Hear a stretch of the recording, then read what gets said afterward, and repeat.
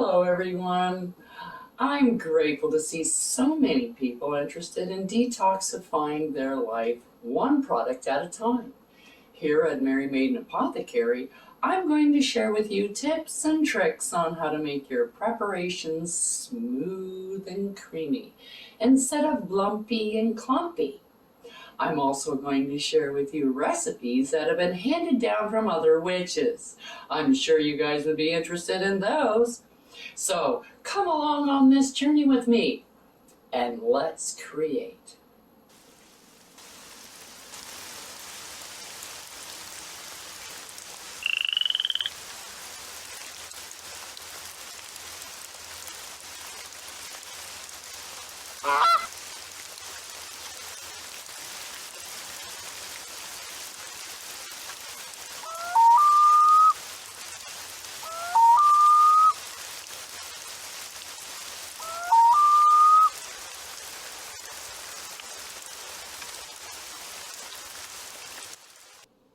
Merry Meet here at Mary Maiden Apothecary, where I'm going to show you how to create your own preparations to replace the store-bought products that may contain carcinogens, toxins, fillers, bonding agents, chemicals, artificial ingredients, perfumes, and unnecessary colors that can be harmful to you and your loved ones, not to mention the environment. So give yourself the satisfaction of knowing every ingredient that is in your preparation, as well as being able to pronounce them. Wouldn't that be nice? So grab your wand and let's whip something up. Hello, hello, hello. Welcome back. We're going to do our Sacral Chakra now, which is orange. So you need orange food coloring, and you need rose, cinnamon, and vetiver essential oils. We're going to be using 9 drops of each.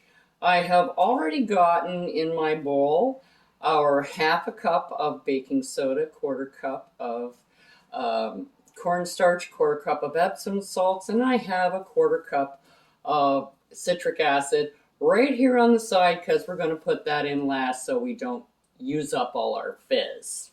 So now that this is all mixed up, we're going to put in our color. So you don't need, well, you can put in as much color as you like. I don't have orange, so I'm using red and yellow, and that makes a nice orange if you use equal parts of both. There we go.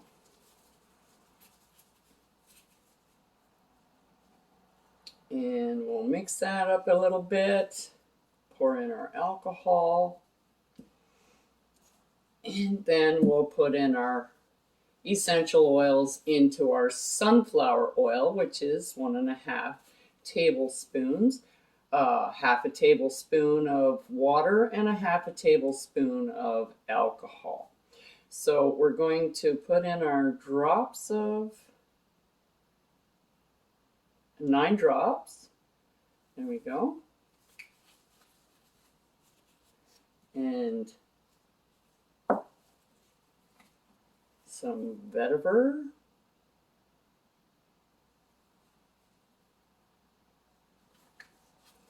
And cinnamon.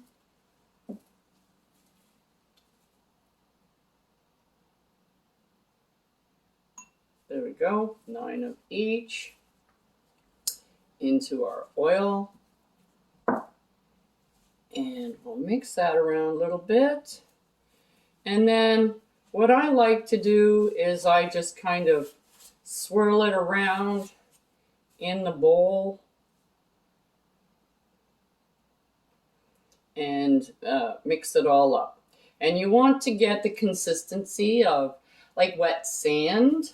So you're going to start off with, it's going to look a lot like pastry flour with your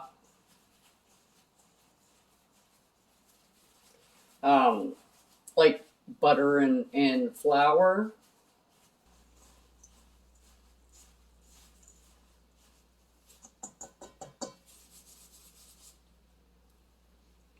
And I just do the same thing. I just kind of swirl it around.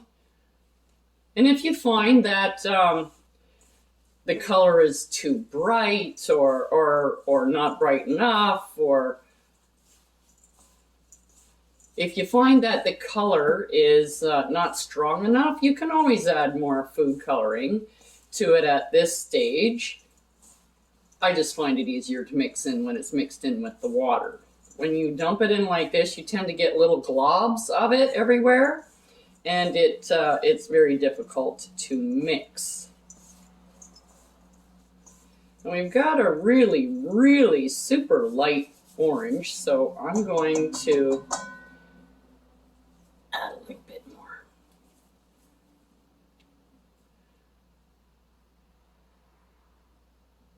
So that's yellow. I'll add a little bit more red on here. Maybe just 1 or 2 drops. There. And I'll show you in a second after I get it mixed up.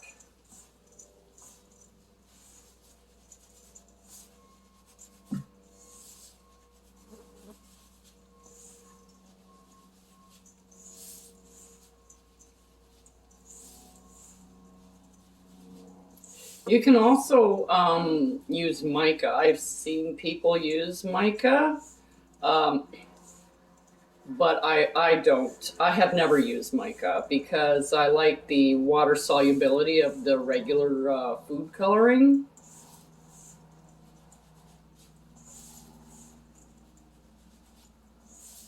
There we go. Now we have a nice light orange. Okay, if you like a darker color, you can put more in. And also, if you want it more fragrant, you can always add your more essential oils into here as well. The same, you just put them in on top and just make sure that they're mixed in well. Once you get it all mixed up the way that you like it, then you can put in your 1/4 cup of citric acid. Now this is a small batch. You can always do a double batch. This one you're, depending on what size of bath bomb molds you're going to use, you may only get 1 or 2. But it gives you a chance to practice. Because it's kind of a feel thing, and once you get it to the right consistency, then you know what it is the next time. It's a lot easier to do it the second time around. So you keep just smooshing it up until you get everything incorporated really well, and when you take it and you squish it in your hand and you open it up, you can hold on to it like this in a clump. Okay. Then you get your bath bomb molds. Now, I'm not using the biggest one or the smallest one. I'm kind of using the in-between one. So I'm going to get 2 and a bit out of this, which is fine because I'm going to show you what you can do with the little leftovers. Keep those because we're going to do something with them. We're going to make some nice rainbow bath bombs with all the different colors in them. They're really pretty, and it really doesn't matter what order you put them in or anything. It just makes for a nice pretty bath bomb. Now, if you get your bath bomb to here and you need to just bang the top a little bit to loosen it, and you should get a nice bath bomb like this. Now, if you gently, ever so gently, rub your finger around the outside of your bath bomb, you can kind of sand down that ridge that you have. Now I'm just placing these on a cookie sheet so that they can dry. You want them to dry for 1 or 2 days. It depends on how hot and how humid it is where you are. That's why I like using the alcohol. The alcohol evaporates rather quickly. It doesn't go in your bath bomb. Like, it's not going to be in your water. It's going to be gone because it'll evaporate.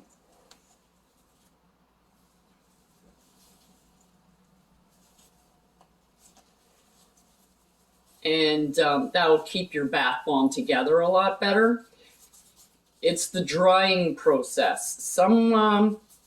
Some people have a hard time when it's dry. It takes too long to dry, and they go to touch it, and it just kind of falls apart because it's not dry enough.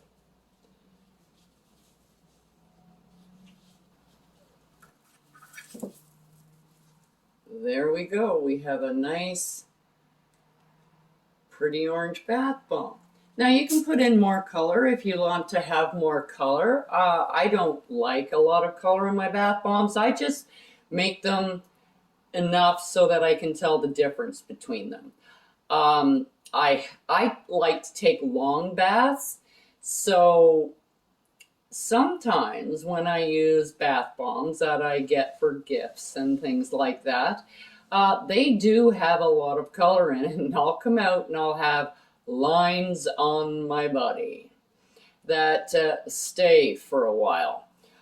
So that's why I don't like using a lot of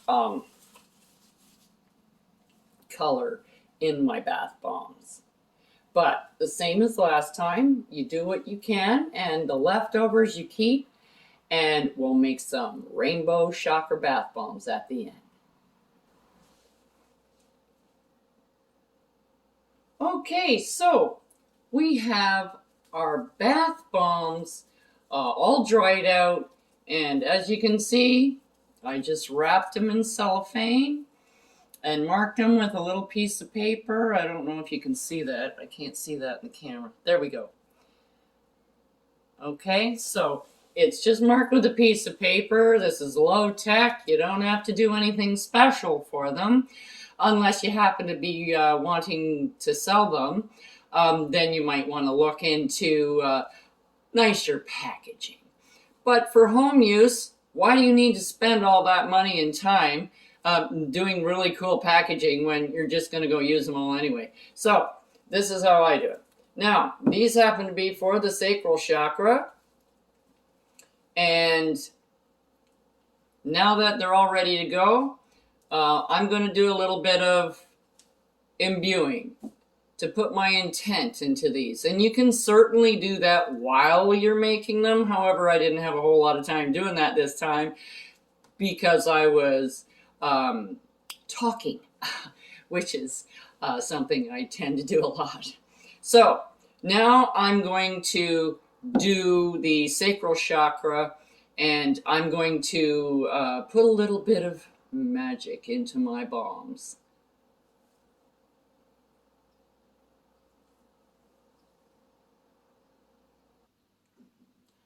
I call upon the energies to infuse these bath bombs with the power to open, activate, and rebalance the sacral chakra to eliminate the fear of my own mortality and to connect me with my inner self, my own body, and to draw up the energy and have it flow easily to boost creativity, connectivity with others, and to be in touch with my own desires and emotions, filling me with confidence, self-worth, self-love, and to remove all negative thoughts and feelings from without and within. As I will, so mote it be.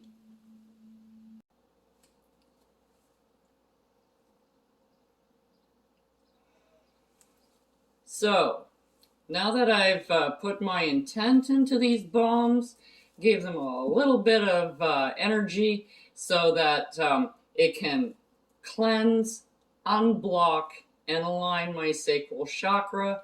These are ready to go. Till next time on Mary Maiden Apothecary. Check out the link below for the correspondences and magical properties of the items used in this video. And don't forget to like, subscribe, and hit that notification button so you don't miss any witchy content our three sisters have brewing for you here on The Witches Inn.